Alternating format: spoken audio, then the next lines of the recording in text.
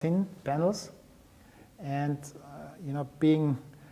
as I said, like to do lots of mock-ups, so I was really bullish in doing this, and we started last summer to do some demo panels, and we really experienced very interesting things, and this I wanted to throw and offload here on at Bartlett, that these are things that are really out there. So I mean,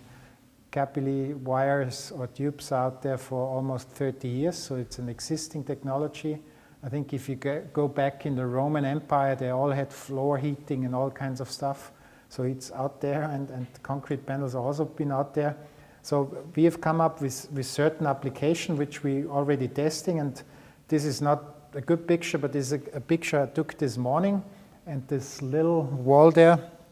which you see up here, this heats that building.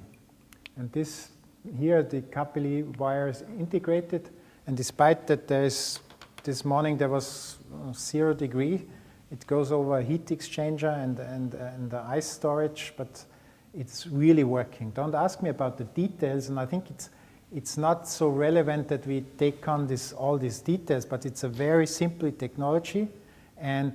there's so much things to do about this, and if you think about your own skin, I mean, our skin is really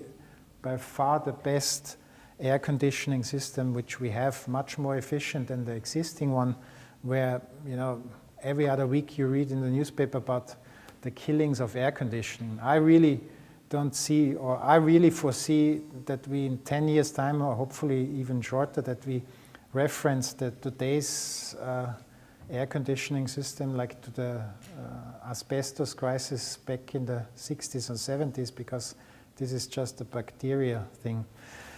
So I'm a bit off topic now, but really what I wanted to say, that with these proven technologies, which if you melt it in and if you think that through, it really leads to something new. And we're just at the very tip of the iceberg, because if you think of buildings who generate their own heat, which is relevant in climates like in Austria, but if you think of bringing down, so we have some serious calculation on the way that we could cut down the air conditioning cost of existing buildings by simply integrating this into these facade materials by 60 to 70%. So it's, I mean, by doing this, we first thought we have a source for heating, but the much bigger driver is that we have found a way, if you just think about that